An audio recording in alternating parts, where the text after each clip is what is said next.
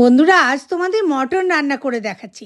বেশ 1 KG চর্বিযুক্ত mutton নিয়েছি, আর তার সাথে আদা বাটা, রসুন বাটা আর পেঁয়াজের সাথে কটা গোলমরিচ আর শুকনো লঙ্কা বাটা, আর বেশ 4খানা পেঁয়াজ কুচি করে নিয়েছি, আর বড় বড় ডুমো ডুমো আলুটা তেলে ভেজে নিচ্ছি।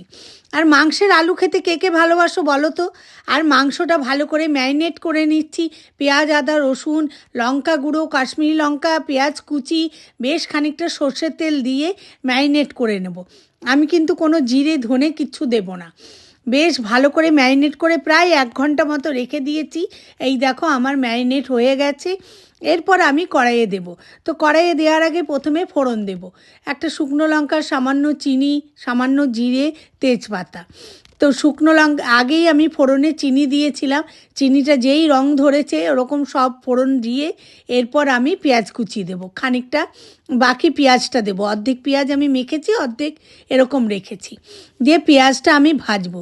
অবশ্যই চিনিটা দেবে, চিনিটা দিলে রঙটা ভালো হয়। আর মেয়েদের রান্নাঘর মানেই খুশি মনে অনেক রকম আবিষ্কার করা যায় রান্নায়। আর সব সময় রান্না করার সময় পজিটিভ এনার্জি যেন রান্নাতে থাকে।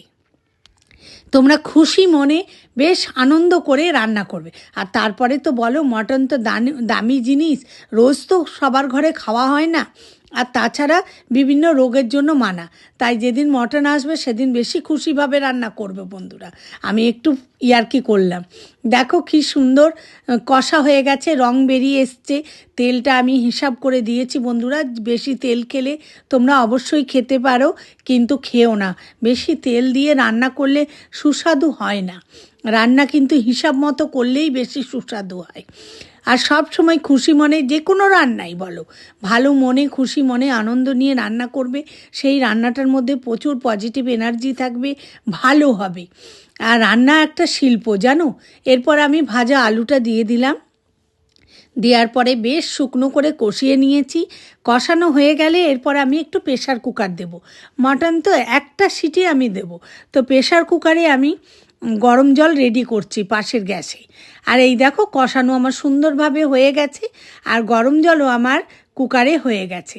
এই যে গরম জল রেডি হয়ে গেছে, দেখো আমি মাংসটা দিয়ে নাড়াচাড়া করে দিলাম। এরপরে তোমরা আরেকটু ঝোল দিতে পারো, যে যেমন ঝোল খাবে। আমি খুব বেশি ঝোল করব না। আর এই দেখো আমার একটা সিটি আমি দেব, ফুল একটা সিটি দিয়ে বন্ধ রেখে দেব। তারপরে না খুলে আমি 1 চামচ ঘি কিন্তু অবশ্যই দেবে। ঘি দিয়ে গরম মশলা যারা খাও দেবে। গরম মশলা দিয়ে কি সুন্দর কালার হয়েছে দেখো। আমি তো হিসাব করে তেল দিয়েছি, তাও কালার কত সুন্দর হয়েছে। ভালো লাগলে অবশ্যই কিন্তু শেয়ার করো।